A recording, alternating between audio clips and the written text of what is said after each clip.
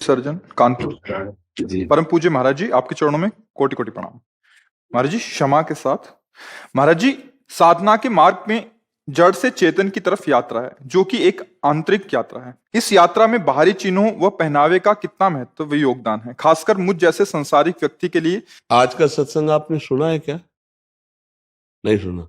इसका उत्तर आज के सत्संग में विस्तृत रूप से दिया है कि आचार्य परंपरा हम लोगों की बनी हुई है। प्रवृत्ति और निवृत्ति दो मार्गों की स्थापना की गई है। निवृत्ति मार्ग में कई प्रकार के मार्गों का वैष्णव मार्ग है, संन्यास मार्ग है। संन्यास मार्ग में 10 प्रकार के सन्यासी, वैष्णव मार्ग में कई प्रकार के वैष्णव हैं। तो आचार्य परंपरा से जो वेश है वो निवृत्ति मार्ग का अलग है और प्रवृत्ति मार्ग का अलग है। प्रवृत्ति मार्ग वाला निवृत्ति मार्ग का अनुसरण न करे और निवृत्ति मार्ग वाला प्रवृत्ति मार्ग का अनुसरण न करे। जैसे आज की चर्चा में हुआ, जैसे अपने लोगों को संन्यास मिलता है, चाहे वो वैष्णव वैराग्य हो या संन्यास में संन्यास हो। जब हमने विरक्त वेश ले लिया तो सेटिंग फिटिंग नहीं होगी, या तो पूरा भद्र होगा और या पूरा बाल रखाए जाए। और जो गुरुदेव ने वेश दिया है उतना है। ऐसा नहीं कि सोमवार को कुछ और, मंगल को कुछ और, शनिचर को कुछ और, ऐसा नहीं है। जो वेश दिया आजीवन उसी वेश का, विरक्त का। अच्छा, आप गृहस्थ में जैसे हैं तो आप गृहस्थ की मर्यादा से रहें। जैसे कोई कोई आते हैं पैजामा कुर्ता पहने, ऊपर से पीला डाले, ऊपर से भगवा एक, बोले वो तो ऐसे हमने डाल ली। ऐसे नहीं, या पूरी दाढ़ी ऐसे नहीं। आपका गृहस्थ मार्ग है, ऐसे रहो अपनी भक्ति को छुपा करके शांत भाव से। अब हम लोगों को चौड़े में युद्ध करना है। हम लोगों को ऊपर गुरु जी ने कृपा की और निवृत्ति मार्ग दिया, मतलब खुले मैदान में चैलेंज युक्त ये युद्ध है। काम क्रोध लोभ मोह मद मत्सर को भस्म करते हुए और हर कष्ट सहते हुए भगवान के मार्ग। और आपका किले की लड़ाई है, आप मैदान में नहीं हो। अगर काम आया तो धर्मयुक्त पत्नी है, मोह है तो परिवार है, जो मन आया सो बनवा लिया और खा लिया। जैसे किले के अंदर रहकर योद्धा को परास्त किया जाता है, वो गृहस्थ धर्म के अंतर्गत है। पराई स्त्री की तरफ ना देखना, दूसरे की धन की ना ना देखना, अपनी वेश अपनी मर्यादा से रहना। तो उससे क्या होता है, इन वेशों का भी प्रभाव होता है। जैसे ये त्रिगुणातीत इस भाव को जगाता है। ये भगवा वस्त्र अग्नि सूचक है कि संपूर्ण कर्म संस्कारों को भस्म करके देहातीत अवस्था को प्राप्त होने के लिए आपने संन्यास लिया है। जब संन्यास दिया जाता है तो दिगंबर किया जाता है। दिगंबर करके फिर उसे लंगोटी दिया, दिगंबर करके स्थिति की नारायण के सिवा आपका कोई नहीं, आत्मस्वरूप में स्थित होने के लिए सदगुरु रूपी नारायण के सिवा कोई, तब ये भगवा वस्त्र दिया जाता है। जैसे अपने लोगों को ये जो पीत वस्त्र वैराग के भगवान के सिवा कोई, हमारा लक्ष्य का ऐसा। तो वेश का ऐसा नहीं कि महत्व नहीं, पर जो वेश को केवल वासना की पूर्ति के लिए, मतलब कायरता हृदय में धारण कर, ये साधु का जो वेश है वो कायरता का नहीं। तो ये जो वेश है ये हमको हर समय आचार्य गुरु प्रदत्त वेश दिखाता है कि हम बैरागी हैं, हमारा उद्देश्य भगवान की प्राप्ति का। ये तो आपको समझे में आ रहा है। आप इसको पहन करके टाकीज में जा सकते हैं क्या? इसको पहन करके होटल में घुस के खा सकते हैं क्या? इसको पहनकर गोलगप्पा बाजार में खा सकते हैं क्या? अगर थोड़ी भी लिहाज है तो रहेगा ना कि यार विरक्त है आचार्य परम, और हमको हर समय ये वैराग्य का प्रतीक गुरुदेव ने धारण कर, इनका महत्व है। पर देखो असली का ही नकली होता है। कुछ कायर लोग इस वेश का दुरुपयोग कर देते हैं तो सब संतों को गालियां मिलती। कायर का तात्पर्य हम यहां से कह रहे जो काम क्रोध लोभ मोह मद मत्सर से विजयी नहीं हुए, परास्त होकर भोगों को स्वीकार करके पाखंड की रचना में फंस गए तो गालियां मिलती हैं। जो सच्चे संत वेशधारी उनको भी उसी लाइन में लिया जाता है। तो कहा जाता है वेश का क्या मतलब है? नहीं, वेश का महत्व है, जगत पूजियत है, कोई ऐसे खिलवाड़ थोड़ी, आचार्य प्रदत्त है, वेश की महिमा है। भगवान जब वनवास के लिए जा रहे हैं तो तापस वेश और विशेष उदासी, तो हम लोगों को वही तो मार्ग मिला है, वनवासी। बचपन से वनवास का ही तो मार्ग मिला है। अब प्रभु आकर के जैसी लीलाएं महलों में राखो चाहे झोपड़ी में वास दो, अब आपकी शरण में है। आप चाहे लाखों को प्रवचन दिलवाओ चाहे लाखों से गालियां दिलवाओ, वो आपकी जोई जोई प्यारो करे सोई मोहि भावे की स्थिति। तो ऐसा नहीं कि इस वेश का कोई महत्व नहीं है, ऐसा नहीं कि इस निवृत्ति और प्रवृत्ति मार्ग का कोई विशेष महत्व नहीं, बहुत विशेष महत्व है। आपका इसी से तो ताल्लुक प्रश्न है जी। तो आप समझ रहे इस बात को? हाँ, गृहस्थ को अपने वेश में अपनी मर्यादा में, विरक्त को अपने वेश में अपनी मर्यादा। अब हम लोग कुछ अपनी अपनी मर्यादाओं को भूल रहे हैं, इसीलिए त्रुटियां होती चली जाती हैं। देखो, अगर हम विरक्त होकर गृहस्थों के घरों में सोएंगे तो हम अपनी मर्यादा से च्युत हो रहे हैं। हम लोगों के भोजन के पात्र अपने अलग होते हैं। खप्पर लंबाया भोजन दे दीजिए, पाया और मंदिर देवालय, बाहर वृक्ष, नदी का किनारा या किसी आश्रम का कोना। किसी गृहस्थी की सैया पर विरक्त को शयन करने का अधिकार नहीं है।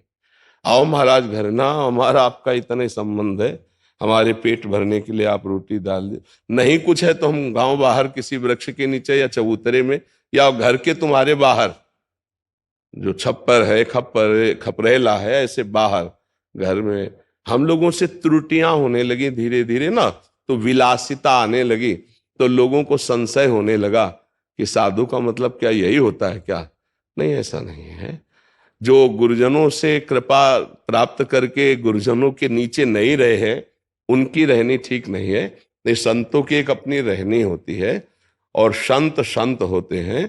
जैसे ऊसर में चाहे जितनी खाद लगा दो, कभी अंकुरण नहीं होने वाला, ऐसे संत हृदय जिम उपज न कामा, ऊसर वर्षई तृण नहीं जामा, संत हृदय जिम उपज न। संत वही है जो विकारों पर विजय प्राप्त, षड विकार जित अनघ अकामा, षड विकार जित अनघ अकामा, ये संत की स्थिति है। तो कुछ जन तो स्थिति के लिए संत नहीं होते, कुछ जन स्थिति प्रज्ञों के पास जो वैभव होता है उसको भोगने के लिए जो होते हैं, वो फिर चढ़ाई नहीं चढ़ पाते हैं, क्योंकि उनका लक्ष्य नहीं होता। जैसे किसी महापुरुष से जुड़ा जाए तो हम महापुरुष के वैभव को देखकर जुड़ रहे हैं या महापुरुष की स्थिति देख के जुड़ रहे हैं? जो स्थिति से देखकर जुड़ेगा वो महात्मा बनेगा, और जो वैभव से देखकर जुड़ेगा वो विषय आत्मा बनेगा। चाहे भेष कोई भी हो, आचरण उसके निगेटिव ही होंगे, साधुता से निगेटिव। पॉजिटिव तभी जब अंतर की वृत्ति पर लक्ष्य हो।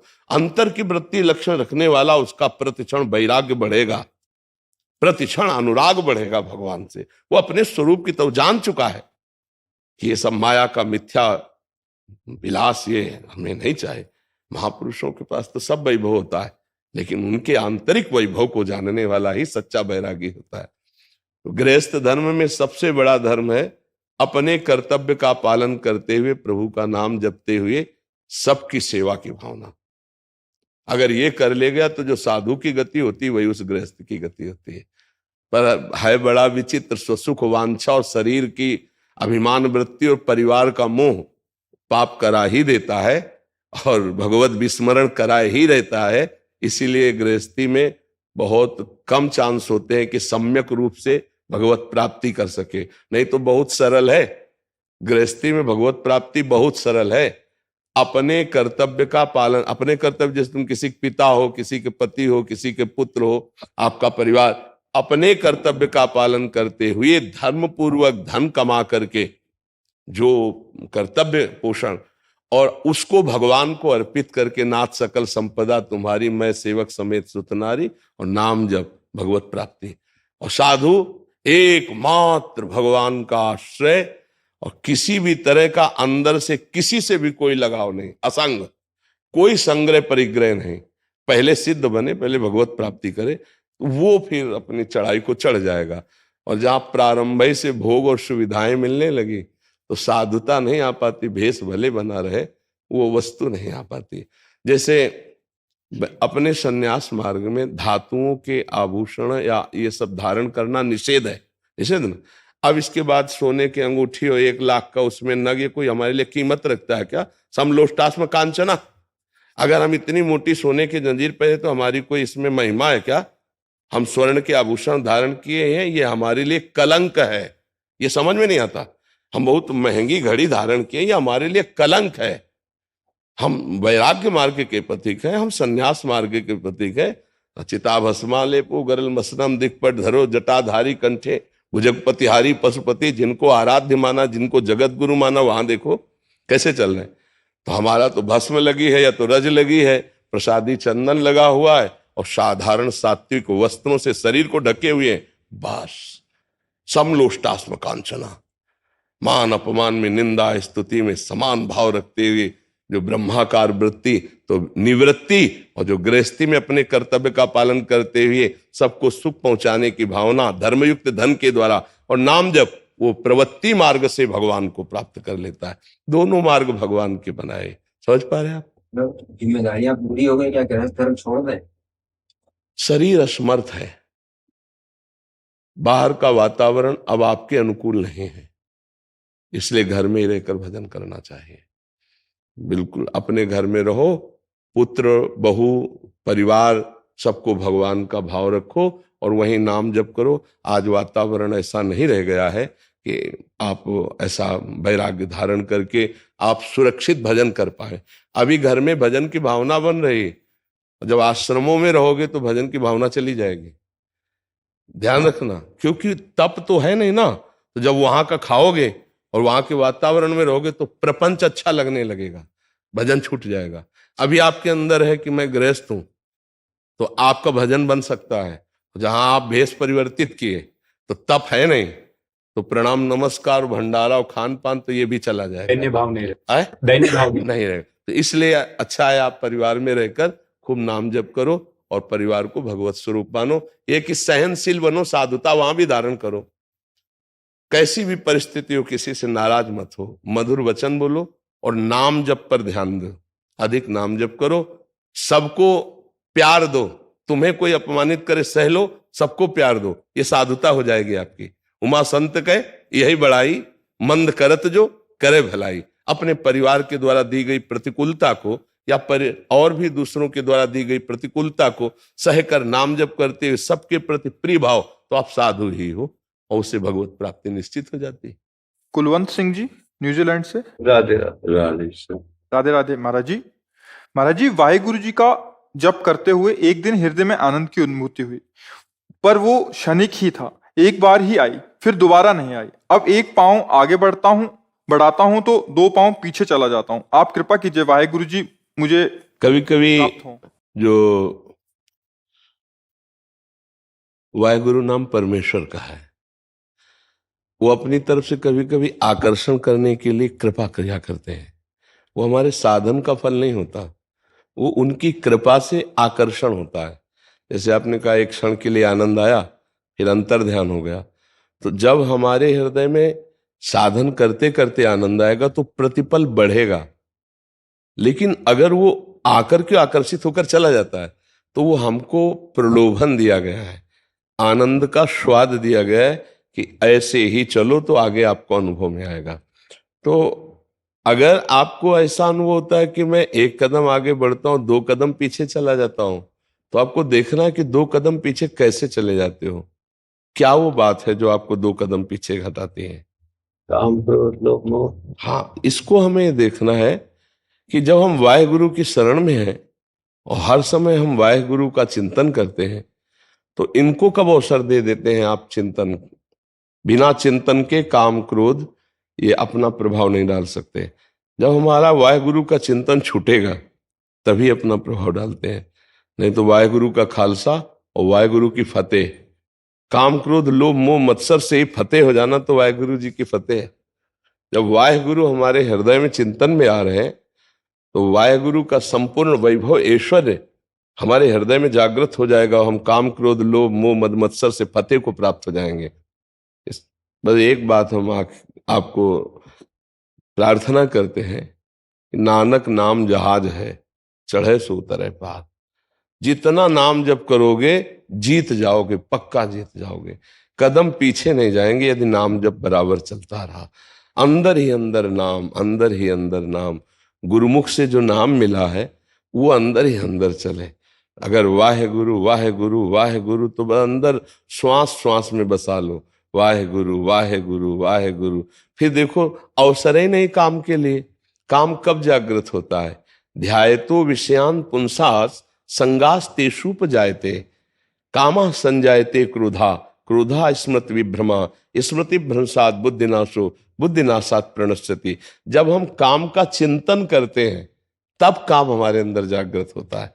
ध्यायतो विषयान पुंसात्, जब काम का चिंतन करते हैं तो फिर काम भोग की इच्छा जागृत होती है, और जब काम भोग की इच्छा जागृत होती है और पूरी हो गई तो और भोगने की इच्छा हुई और बाधा पड़ गई तो क्रोध आ गया। तो हमें लगता है कि हम इतना नाम जप करें कि हमें काम क्रोध आदि को अवसर ही न दे। और अब तो शरीर की अवस्था भी हो गई है, अब तो शरीर की अवस्था विश्राम की तरफ जा रही है। तो अब रात दिन वाहेगुरु वाहेगुरु वाहेगुरु, ठीक है, हर समय नाम।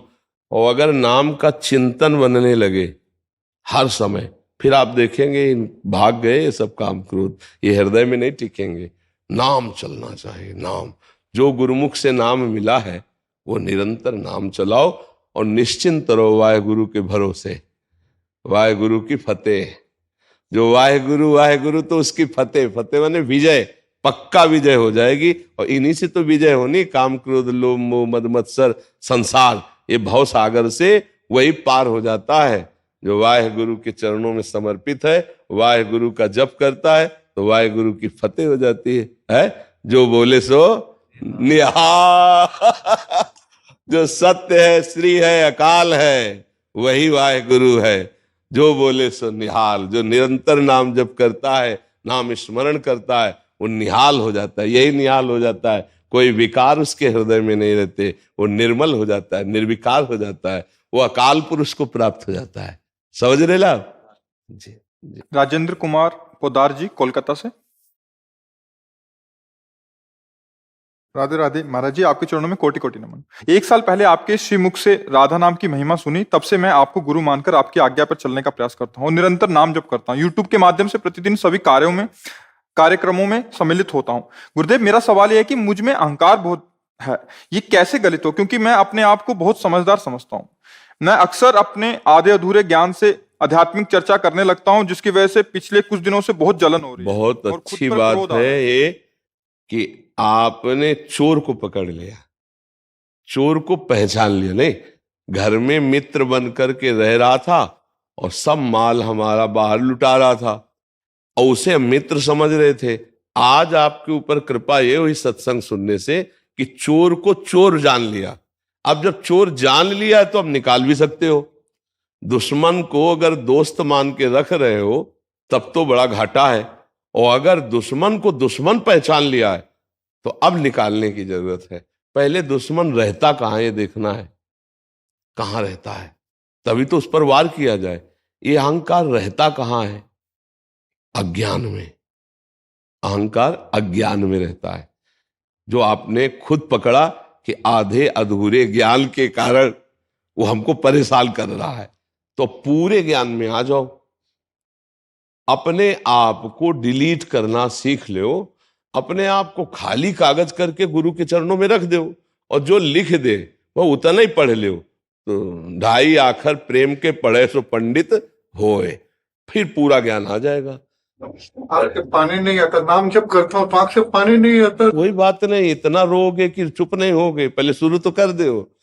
हर समय नाम जप करते हुए एक बार शरण में हो जाओ, एक बार अंदर से ऐसे हो जाओ, हार जाओ, हारे को हरिनाम का अपना अहम एक बार गुरु के चरणों में समर्पित कर दो। बस खास बात यह है, आश्रय ले लो और गुरु के चरणों में समर्पित करके कि मेरा जितना ज्ञान है अधूरा है, अब मेरे ज्ञान पर मुहर गुरुदेव की लग जाए तो मेरा ज्ञान पूरा हो जाए। अभी तक तो सुना के चलते रहे हो, अब ऐसे हो जाओ, ऐसे होकर के शरणागत होकर जो नाम मिले, जो मंत्र मिले, जो उपासना मिले, बिल्कुल बच्चा बन के चलो तो अभी पूरा ज्ञान सही आ जाएगा। हम लोग क्या करते हैं कि ऐसी बाहरी जानकारी से महापुरुषों की बातों में भी तर्क उपस्थित करके उसमें जो अनुकूल बुद्धि के पड़ा उसको तो ले लिया और बाकी को हम छोड़ देते हैं। ऐसा नहीं, गुरुजनों की आज्ञा में विचार करने की जगह नहीं रहती। बिना ही विचार करी शुभ जानी, जो आज्ञा उसका अक्षरशः पालन। एक जगह पहले समर्पित हो, पहले शरणागत हो। दूर दूर का एक खेल नहीं होता, ये होता है गर्दन फंसाने का खेल। नारायण अति कठिन है, हरि मिलन की बाट, या में पग पीछे धरे प्रथम शीश दे काट, यही शीश काटना, अभिमान को समर्पित करना। जीवित मर जाए उलट आप में समाये, यही दिलगिरी है। जीवित मर जाए उलट आप में समाये, यही दिलगिरी। अभी देह भाव है, अभी वो अहंकार किसी महापुरुष के चरण रज से अभिषिक्त नहीं हुआ, इसीलिए वो बार बार फण उठा रहा है।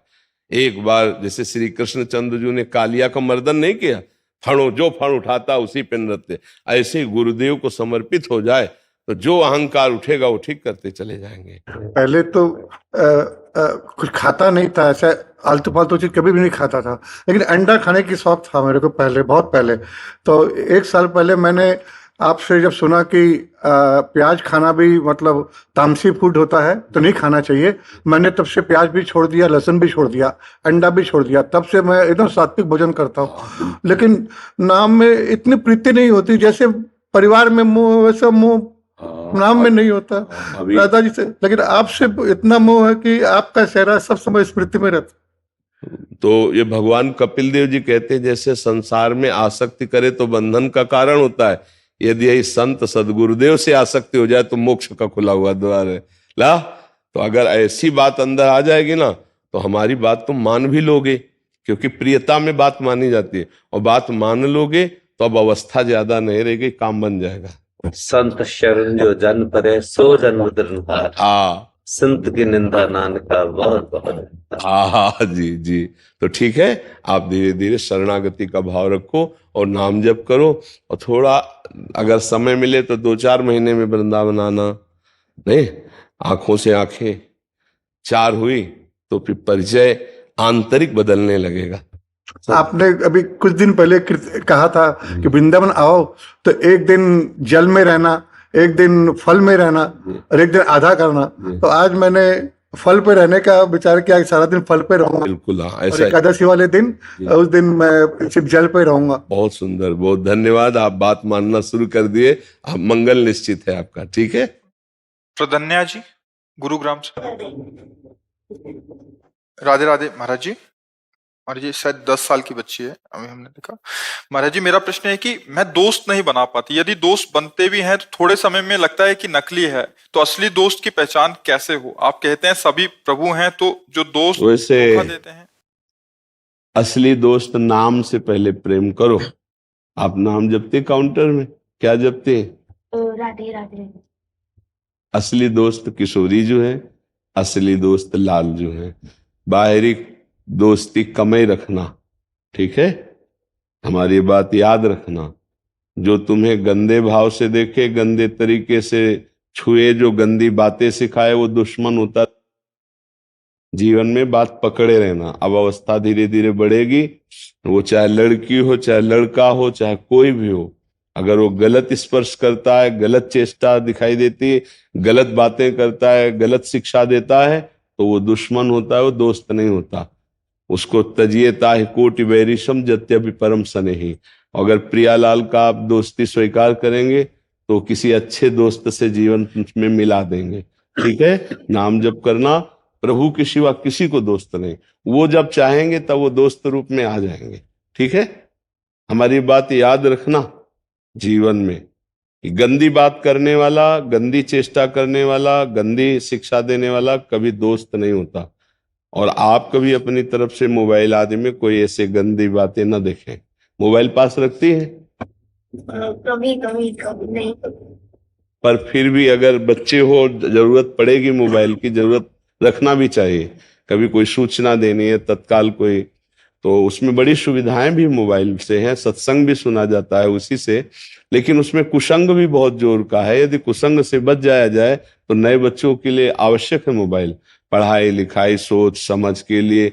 अब अचानक कहीं फंस जाए तो उसके लिए, सूचना के लिए बहुत जरूरी है मोबाइल। पर वो जरूरी मोबाइल हमारे जीवन का बहुत बड़ा कलंक भी बन सकता है। यदि हम सावधान न रहे तो हमारे आचरणों को भ्रष्ट करने का बहुत उसमें सब उपाय है। तो नए बच्चों को मोबाइल से सावधान रहना चाहिए, रखना चाहिए पास, क्योंकि आज के समय में जरूरत है। जैसे कह दे मोबाइल का त्याग कर दो, मोबाइल गंदी चीज है, तो आप सब बैठे मोबाइल से हैं। नहीं बेटे, YouTube में सत्संग सुना, आप उसको सुन करके आए हैं, तो मोबाइल को सुन करके आपने बड़ी गंदी गंदी खान पान की सामग्रियां हमारे नए भाई लोग छोड़े और सत्संग को स्वीकार करके नाम जपना। तो मोबाइल कोई हानिकारक चीज नहीं है, लेकिन आप उससे हानिकारक चीज लेंगे तो उसमें है नहीं, अपने आप आपको थोड़ी दे देगा। उसमें अच्छी भी बातें हैं, तो गुण और अवगुण हर चीज में है। अब उसे अवगुण ही लेना चाहते हो तो फिर क्या होगा? तो मोबाइल, जैसे कुछ लोग कह देते हैं कि मोबाइल के बिना भी तो काम चल जाएगा, समय का प्रभाव होता है। अब चलना कठिन है, आप सही बताओ, बिना मोबाइल के आपका काम चल सकता है? नहीं चल पाएगा। तो हम उसको प्रयोग में लाएं, लेकिन कुसंग ना करें उससे, बस कुसंग से बच जाए तो सब ठीक हो जाएगा। देखो, मोबाइल से आजकल पैसा का भी प्रयोग होता है, मतलब बैंक में जाने की जरूरत नहीं है। हमने देखा नए बच्चों को, तो बैंक में जाने की जरूरत नहीं, यहीं से वैसे मोबाइल से हो जाता है। वहां लाइन लगा, खड़े करो, वहां जाके फिर पैसा निकालो। अब समय को बदल चुका है, मोबाइल के बिना आपको गैस सिलेंडर भी मिलना मुश्किल हो जाएगा। सब चीजें बड़ा आधार है, बहुत काम है। अच्छा, आप कमरे में फंस गया अकेले, कोई आक्रमण कर रहा, कोई कुछ कर रहा, हम तत्काल पुलिस को सूचना कर सकते हैं। कोई घायल पड़ा है, एम्बुलेंस बुला सकते हैं।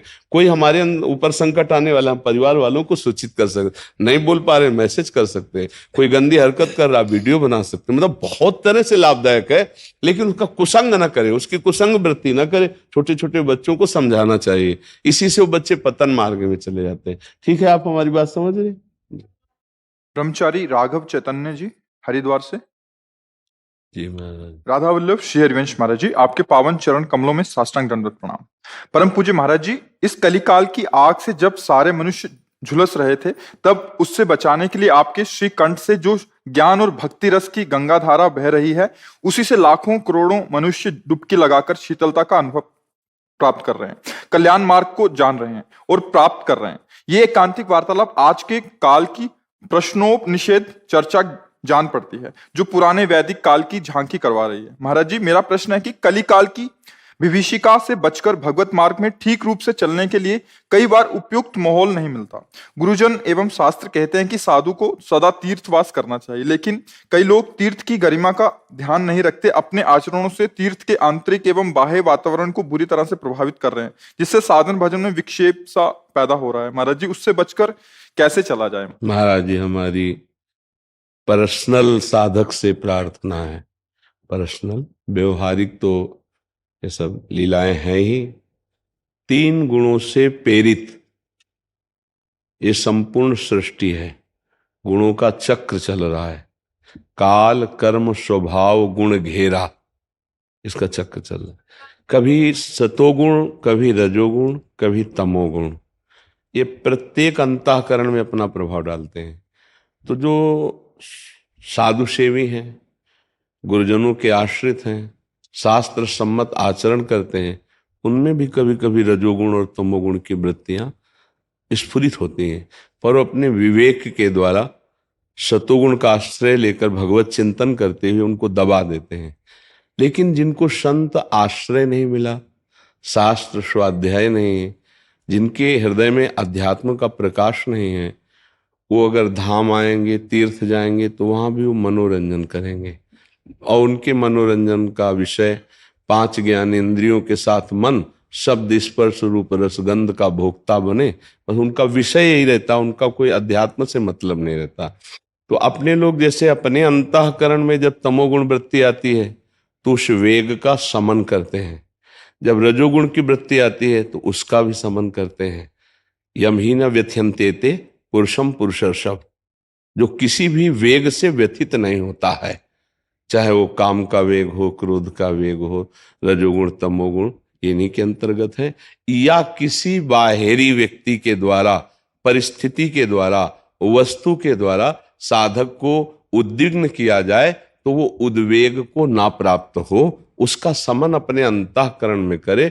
बाहरी परिस्थिति का कभी भी सुधार नहीं हो सकता, क्योंकि ये त्रिगुणात्मिका माया की रचना है। आप सामने से कमरे का ट्रांसफर कर सकते हैं कि यहाँ सामने वाला ठीक नहीं, तो आप जहां जाएंगे वहां आपको परमात्मा की तरफ से विक्षेप प्राप्त कराने के लिए व्यवस्था की जाएगी। क्योंकि आप विक्षेप से भागे ना, तो आपको विक्षेप पर विजय प्राप्त करना ही होगा। ये हमको समझना है, हमारे गुरु की इशारे को, गुरु की चाल को। जगत गुरु भगवान है ना, वही आत्मस्वरूप है। तो हमें लगा कि हमारे आसपास कंचन कामिनी के भोक्ताओं का संग है और संगम तेजे मिथुन व्रतिनाम मुमुक्षु, तो आप जहां भागकर जाओगे यही व्यवस्था आपको रख दी जाएगी, क्योंकि इस पर विजय प्राप्त करनी। तो जैसे हम अपने अंतःकरण के आए हुई वृत्तियों की जांच करके असत वृत्तियों का त्याग करते हैं, सहनशीलता के द्वारा, तितिक्षा के द्वारा उसको शमन करते हैं, ऐसे ही हमको वहां भी समन करना चाहिए। अपने हृदय को उद्वेग से बचाना चाहिए। बाहरी वातावरण का सुधार हमारी साधना में सहयोगी या विक्षेप नहीं कर सकता जब तक हम उसे अंदर में स्वीकार नहीं करते। तो अंदर की स्वीकृति हम क्यों दें? हम साधक हैं, हम साधु हैं, भगवत मार्ग के प्रतीक हैं। हम अंदर की अपने कमरे को बिल्कुल ताला लाक किए हुए हैं। हमारा हृदय गुरु प्रदत्त विवेक नाम से हर समय उजियारा रहता है, या अंधकार का प्रवेश नहीं है। दीपक बारा नाम का महल उजियारा हो। हर समय हम नाम जप कर रहे हैं, मंत्र जप कर रहे, तो वृत्तियां ऐसी नहीं कि आती नहीं।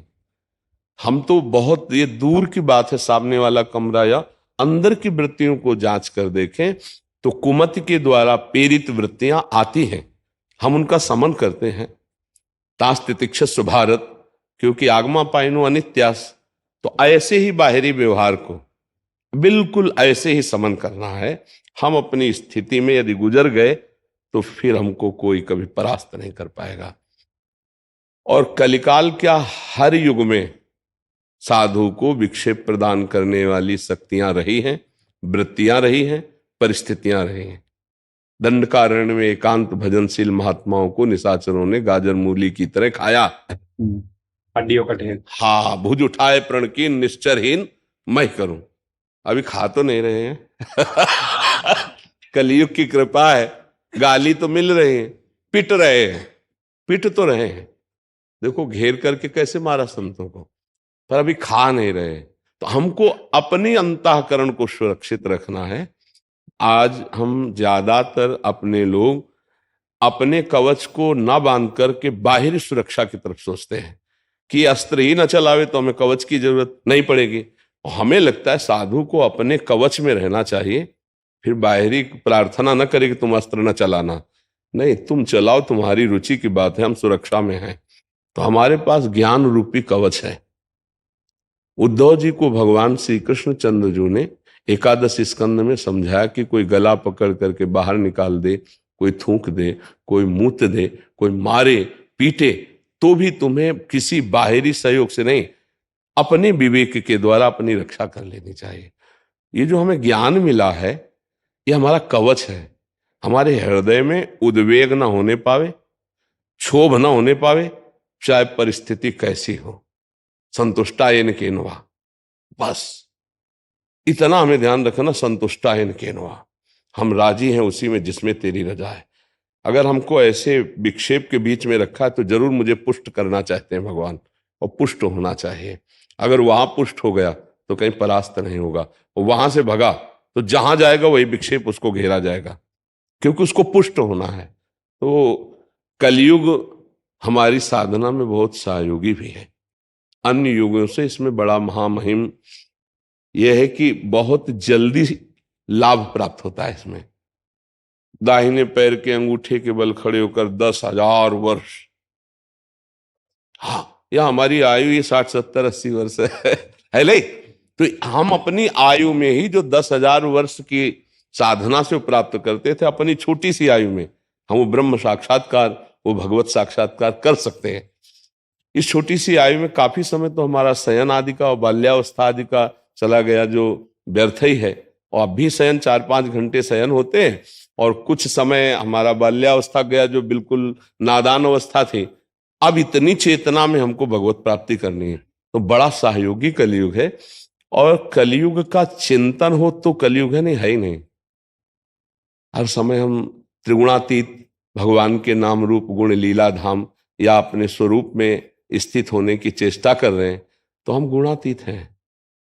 तो गुणों पर कलयुग का प्रभाव होता है। ये सतोगुण रजोगुण तमोगुण पर माया के जनित नहीं, त्रिगुणातीत पर किसी का प्रभाव नहीं होता, वो कालातीत स्थिति होती है। तो स्थूल सूक्ष्म कारण इसी पर माया का प्रभाव है, स्वरूप में तो है नहीं, क्योंकि आप संन्यास मार्ग के पथिक है। इसलिए तो हमें चिंतन को बाधित करना है, चिंतन से बाधित नहीं होना है। स्थूल चिंतन, सूक्ष्म शरीर अंतःकरण धर्म का चिंतन और स्वभाव का चिंतन, ये तीनों होंगे आपके अंदर, लेकिन वो आपके नहीं है, उनको बाधित करना है ना। और बाधित करने के बाद जो बचता है, हाँ, तो हमको अंदर ही लड़ाई लड़नी, बाहर नहीं बाधित कर ला। बाहर तो सर्वम खलविदम ब्रह्म ने नानास्ति किंचन, ये सिद्धि प्राप्त करनी है। बाहर तो एक दृष्टि मारी, सब वही। अंदर की चिंतन को साधु, जैसे संसारी आदमी तो उसको और उत्तर यही मिलेगा, पर आपके लिए यही उत्तर है कि हम अपने को अपनी सीमा के अंतर्गत रख के सुरक्षित रखें, तो आप कहीं कुछ नहीं है। एक बार प्रारंभ में जब मंत्राकार वृत्ति करने की गुरुदेव की आज्ञा हुई 14-15 वर्ष की अवस्था में, तो सबसे ज्यादा परेशानी हमें साउंड से होती थी। हाँ, जैसे साउंड तो बहुत उससे विक्षेप होता है, क्योंकि अंतर की बात सुनने के लिए हमें थोड़ा शांत वातावरण चाहिए। अब कोई बात कर रहा है या कोई ऐसे, तो उसको कहीं तक, लेकिन साउंड तो बहुत जोर से बजता है।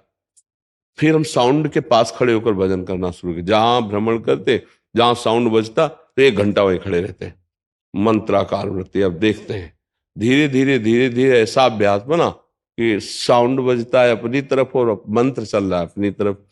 किसी भी स्थिति में हमारा चिंतन बाधित ना हो, चाहे हम भीड़ में बैठे हो या एकांत में हो। कई दिन भूखे रहकर भजन का अभ्यास करना चाहिए साधु वेश में, और खूब अच्छे अच्छे पदार्थ पाके भजन का अभ्यास करना चाहिए। तो हमको हर तरह से एक बार परिपक्व हो जाना है।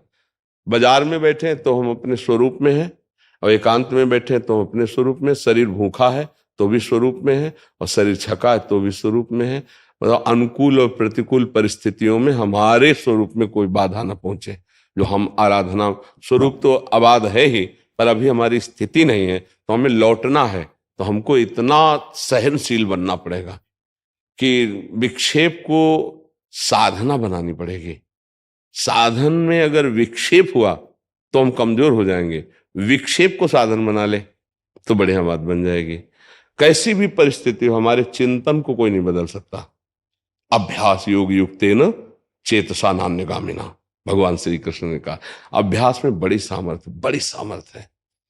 भोग भोगते हुए भी भोग रहित स्थिति, चाहे जो जिस इंद्री का संयोग, इंद्री के संयोग के समय भी वो उससे बिल्कुल अलग है। जैसे रसेंद्री मीठा चरपरा खट्टा अनुकूल पार ही है, अब आपको उसे स्वाद नहीं है, ये रसेंद्री का विषय है, वैसे प्राणों का पोषण होता है।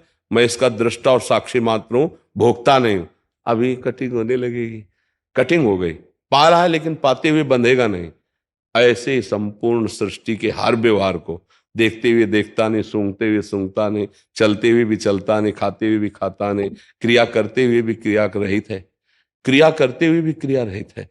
तो ये बात आप समझ रहे ना। हाँ, बस हमको ऐसे ही वातावरण को बाधित करना है, वो हमको न बाधित कर पाए। यद्यपि कहीं भी वातावरण अनुकूल नहीं, आप जाके देख लीजिए कहीं भी, क्योंकि सर्वत्र त्रिगुणात्मिका माया के पार्षदों का प्रवेश है, सर्वत्र प्रवेश है। अब जैसे बड़े बड़े धनी मानी लोग हैं, तो मनोरंजन के लिए ऋषिकेश, हरिद्वार, श्रीधाम, ऐसे मनोरंजन के लिए, क्योंकि वो दिखाई देता है आप धाम कैसे आए हो। आपका चलना, आपका उठना, आपका बैठना, आपकी चेष्टा बताती है कि आप कैसे धाम आए हो। धाम का आनंद लेने आए हो या धाम में विषयों का रसास्वादन करने आए हो। उनको तो है कि हर जगह वो अपना ही आनंद, जो हमने लक्ष्य रखा वही होगा हर जगह।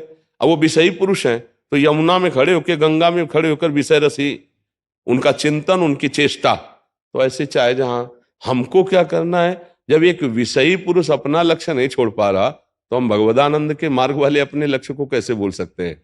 विषयी पुरुष को जब हम विक्षेप नहीं लगते, तो हमारे भगवदानंद वाले को विषयी पुरुष कैसे विक्षेप हो सकता है।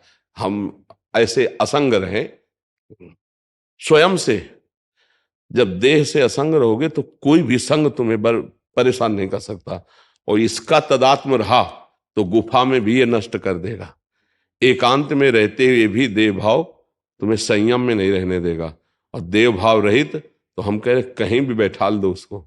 देव भाव से जो अलरहित है दृष्टा भाव में, उसको कोई नहीं परास्त कर सकता। तो हमें चढ़ना तो इसी चढ़ाई पे है ना, तो हमको फिर पीछे नहीं हटना और मांगना है कि हमें इतना बल दो हे प्रभु, हे गुरुदेव, कि भारी से भारी आपके द्वारा दिए गए विक्षेप को मैं पास होकर दिखाऊं। साधु के अंदर उत्साह होता है, कभी परीक्षा हो, कोई गाली दे, कोई मारे, कोई अपमानित करे, और उस समय मेरी स्थिति क्या मैं जांचूं। उस समय परमानंद में स्थिति रहे, हम क्रॉस कर गए उसको। ऐसे ही भारी पड़ आसपास सब विक्षेप, और उसी समय अपने स्वरूप में, तो आपको बाहर निकलकर बहुत आनंद मिलेगा कि 2 घंटे इन प्रपंच के विषय में रहते हुए भी हमारा चिंतन बाधित नहीं हुआ। बड़ी कृपा गुरुदेव की, बढ़िया स्थिति है। हमको स्थिति देख, अब हम जब उसका चिंतन करने लगते हैं, अपना चिंतन लक्ष्य छोड़ के, तब गुस्सा आती नहीं आती, गलती हो गई, अब आपकी दृष्टि बदल गई, अब आप विक्षेप को प्राप्त हो गए। सर्वम खलमिदम ब्रह्म, आपकी दृष्टि बदल गई नीच, अब वो नीच की तरफ ही वृत्ति ले जाएगी, अब वो आपको ऊंचे नहीं चढ़ने देगी। आप समझ रहे ना भाई? तो हमको किसी के प्रति भी नीच भाव नहीं रखना है। हमको ये सोचना है कि ये जो परिस्थिति आई है ये मेरे लिए प्रश्न है, और मुझे अपनी अध्यात्म निष्ठा के द्वारा इसका उत्तर देना है। आप क्रॉस कर जाओगे, समझ गए जी। महाराज जी, एक मुद्दा आपके सामने और रखना चाह रहे हैं। जैसे आपने बोला बहुत जल्दी धन कमाने की अंदर लालसा है, उसके लिए महाराज जी बहुत गलत आचरण, जैसे आपने बोला कि अधर्म आचरण, महाराज जी बहुत बड़े स्तर पे भ्रष्टाचार आज फैला हुआ है कि वो आज देख रहा है कि वो ले रहा है इसलिए मैं ले रहा हूं। तो महाराज जी ये कहां से खत्म होगा? मतलब जल्दी कि मैं अपने आप को सुधारूं पहले, कि मैं नहीं करूंगा, दूसरा देखो, भले करे। कई बार हम एकांतिक में और सत्संग में कह चुके हैं कि मनुष्य के जीवन में जब तक अध्यात्म नहीं होता तो जानवर होता है। वो मनुष्य रूप में वो राक्षस होता है, वो जानवर होता है, क्योंकि उसको पता ही नहीं धर्म किसे कहते हैं, अध्यात्म का पता नहीं, तो डर किसका उसको। देखो, डर जब तक भगवान का और धर्म का नहीं होगा, तब हम एक किसान की बात करें, उसने 100 रुपए का गेहूं बेचा और 110 रुपए आ गए उसके पास। तो जब घर में गिना गया तो 110 रुपए थे। तो उस किसान ने पहले आज्ञा करी कि उसको जाओ पूरा रुपया दिखाओ कि 10 रुपया आपके एक्स्ट्रा है, ये लीजिए, तब हमारे घर में पानी पिया जाएगा, ऐसे नहीं पिया जाएगा। अब अगर आज का समय देखो तो दबा के रख लिया जाएगा कि 10 एक्स्ट्रा में आ गए, लेकिन वो 10 तुम्हारे लिए हानिकारक होंगे। तो आज का समाज चरित्र को बेच करके, धर्म को बेच करके वो धन की प्राप्ति चाहता है। पहले था सर्वस्व का चाहे नाश हो जाए पर चरित्र नष्ट नहीं होगा और धर्म नष्ट नहीं होगा। आज धर्म और चरित्र दोनों की आहुतियां दी जा रही, आप देख लीजिए ना। अब ऐसे कैसे बनेगा? अब बुद्धि बिना अध्यात्म के कैसे संभलेगी?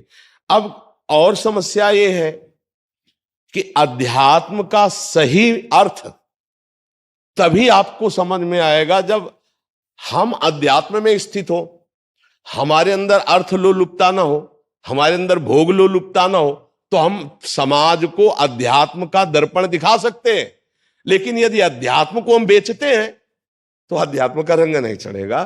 तो ऐसे अध्यात्म को भी पाखंड में बदला जा रहा है। अब उसका सुधार नहीं हो सकता। सुधार सत्य मार्ग में चलने से ही होगा, और सत्य मार्ग में चलना तभी आएगा जो सत्य मार्ग में चल रहे हैं उनका अनुसरण किया जाए। अब बड़ा कठिन है सत्य मार्ग में चलने वाला मिलना। भगवान के हेतु की कृपा कहो कि अभी कुछ संत हैं जिनके वचनों के द्वारा हम जान पाते हैं कि धर्म किसे कहते हैं और अधर्म किसे कहते हैं। नहीं, आज का समाज जो नवयुवक पीढ़ी है वो अधर्म और धर्म का कोई मतलब नहीं, केवल वासनाओं की पूर्ति से मतलब है। ये जो आज चल पड़ा, फिर हम वहीं पहुंचाते हैं, बॉयफ्रेंड गर्लफ्रेंड, ये जो सब चल पड़ा है, इसमें बहुत हानि हमारे समाज की है, क्योंकि व्यभिचार का स्वभाव बन गया। अब गृहस्थी में इनका व्यभिचार का स्वभाव मिटेगा नहीं। पति पत्नी में कभी भी एक प्रेम नहीं हो सकता, इनका एक जगह स्थिर नहीं हो सकते, क्योंकि चंचल स्वभाव बन गया। अब इस चंचल स्वभाव में हिंसाएं होंगी, बहुत हो रही हैं, आप देख लीजिए। इसी चंचल स्वभाव व्यभिचार के कारण हिंसा वृत्ति बढ़ गई, इसी के कारण व्यसन बढ़ गए, नशे बढ़ गए। किसी ने किसी को धोखा दिया, किसी ने किसी को धोखा दिया, कोई किसी तरह ब्लैकमेल कर रहा है, कोई। तो ये गंदगी बढ़ती चली जाएगी, क्योंकि अब इसके लिए हम आप राजी हैं तो कोई सरकार भी नहीं रोकेगी। बालिक है, हम आप राजी हैं तो कोई नहीं रोकेगा। अब धर्म क्या कहता है और ये सब क्या हो रहा है, अब कैसे धर्म को कोई समझेगा। यहां हमारे भारत में चरित्र की रक्षा के लिए जब देखा कि अधर्मी आ रहे हैं और हमारा स्पर्श करेंगे, तो हजार हजार की संख्या में आग में अपने शरीर की आहुति दे दी, लेकिन अधर्मियों को छूने नहीं दिया शरीर को। आज उसी धर्म वाले हम, वही भारतीय हम क्या कर रहे हैं, क्या कर रहे हैं, जरा विचार करके देखिए।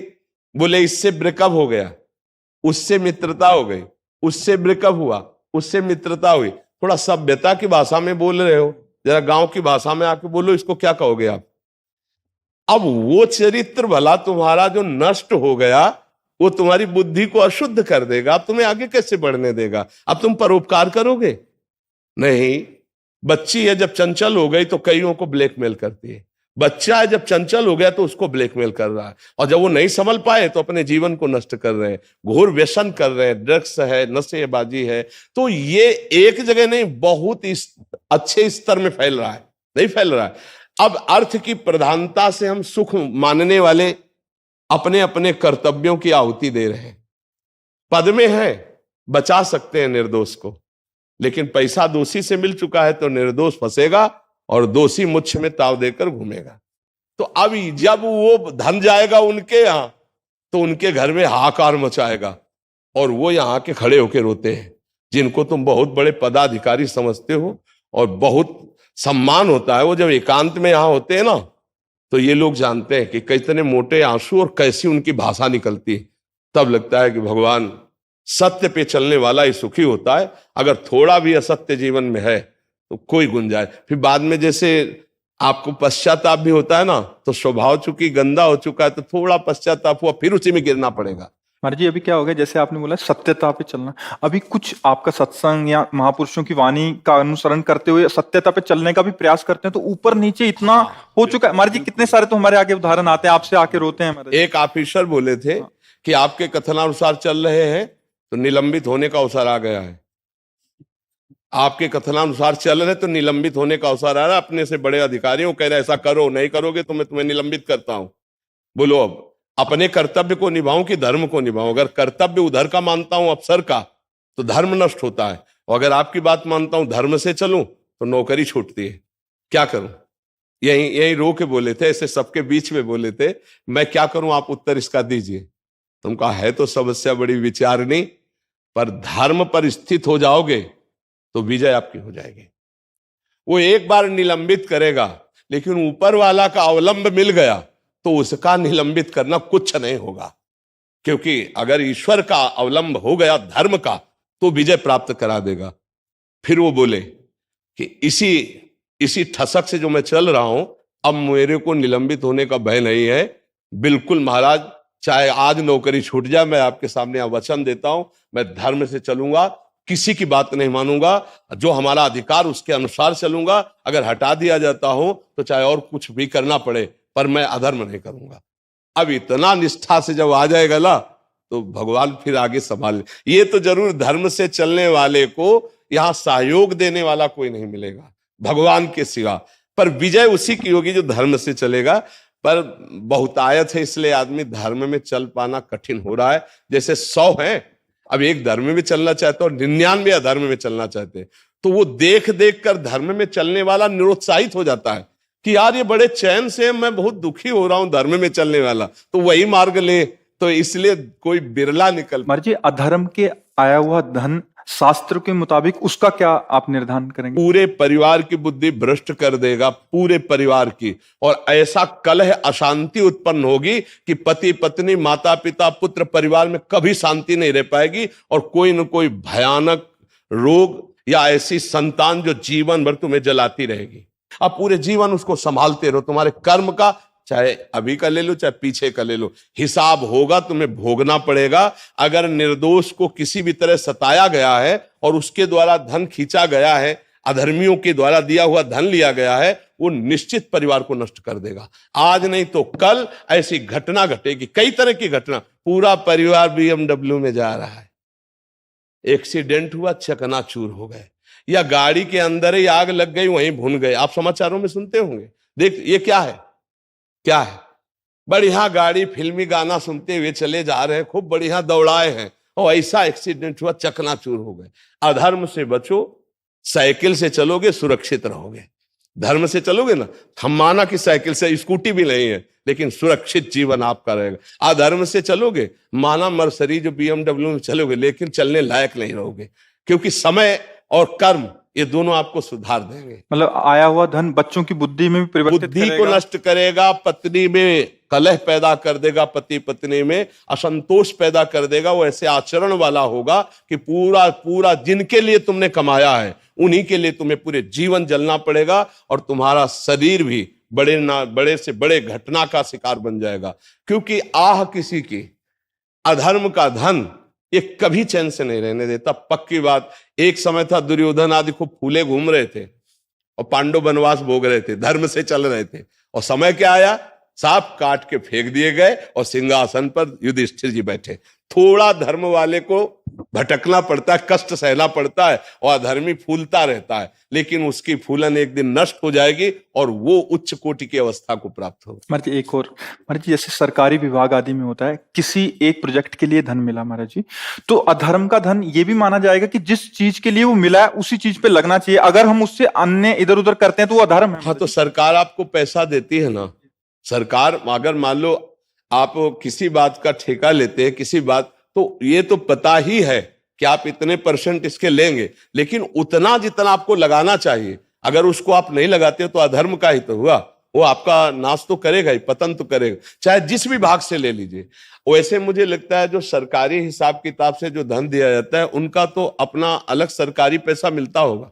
महाराज जी पूरा सरकार का जैसे फंड होता है। इंजीनियर है तो उसका अलग पैसा है, जी, जी, अलग, जी, हाँ पूरा उसका अलग अलग। है। तो फिर आपको जो जहां के लिए मिला है वहां लगाना, जैसे पुल बनाने के लिए, रोड बनाने के लिए, या जिस भी भाग के लिए, उसको यथावत लगा देना चाहिए। अगर नहीं लगाए तो फिर कानून में भी अपराध है और भागवतिक भी अपराध है। वो समाज सेवा के लिए मिला हुआ पैसा अगर कहीं अपने घर में लगाया जाए और उसको कुछ दिखा दिया जाए, तो वो घर नहीं ठीक रहेगा और परिवार उसमें रहने वाला सुखी नहीं रहेगा, क्योंकि अधर्म वो भी होता है ना। अच्छा महाराज जी। हाँ, ऐसे ही जिस हेतु के, ऐसे संत के लिए अगर दिया गया कि 500 रुपया संत सेवा के लिए है, और आपने 500 में 100 रुपये का कुछ और प्रयोग किया और 400 रुपये लगा दिए, तो 100 रुपया तुम्हारे कर्जा हो गए, वो तुम्हारा अधर्म हो गया। बहुत हिसाब किताब है। ये श्री जी की सेवा के लिए तो श्री जी की सेवा में ही लगे, ये गौ सेवा के लिए तो उससे 1 रुपया मत निकालना, गौ सेवा के लिए लगे, ये आपकी सेवा के लिए, अब आप उसका प्रयोग कर सकते हैं।